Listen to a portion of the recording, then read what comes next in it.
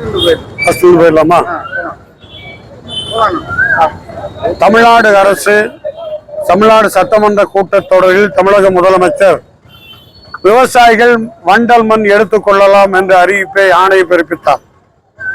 ஆனால் அதை பெற்றுக்கொண்டு விவசாயிகள் வண்டல் மண் எடுப்பதற்கு பதிலாக செம்மண் கடத்தலும் மண் கடத்தலும் அதிகமாக தமிழ்நாட்டில் பல்வேறு இடங்களில், குறிப்பாக கோவை மாவட்டத்தில் பல இடங்களில் செம்மண்ணை எடுத்து குவித்து விற்பனை செய்து வருகிறார்கள் சில கடத்தல்காரர்கள்.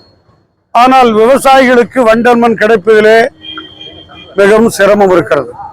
ஆனால் விவசாயிகளுக்கு அந்த வண்டல் மண் கிடைக்கப்பட வேண்டும் என்ற நல்ல நோக்கத்தில் அறிவித்ததை அதுக்கு மாறாக மண் கடத்தல்காரர்களுக்கு அது பயன்படுவதாக அமைந்துவிட்டது.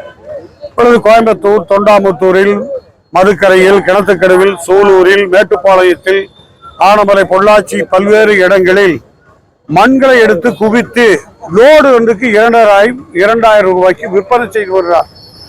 இந்த கொள்ளை போவதற்கு, செம்மண்ணை கடத்துவதற்கு அனுமதி அற்ற முறையில் விவசாயிகள் பெயரில் கடத்தல்காரர்களை கைது செய்யப்பட வேண்டும். இது தொடர்மேயானால் அது பல்வேறு சட்ட ஒழுங்கு பிரச்சனை ஏற்படுவதற்கு வாய்ப்பாக தமிழ்நாட்டில் அமைந்துவிடும்.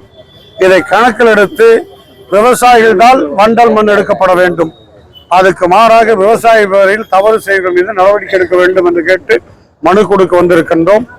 அந்த மனுவை பெற்றுக்கொண்ட மாவட்ட ஆட்சித்தலைவர் இது குறித்து உரிய நடவடிக்கை எடுப்பதாகவும், விவசாயிகளை தவிர மற்றவர்கள் மண் எடுப்பதை தடுக்கிறதுக்கு ஒரு முயற்சி அதிகாரிகளுக்கு இப்பொழுது உத்தரவிட்டிருக்கார்.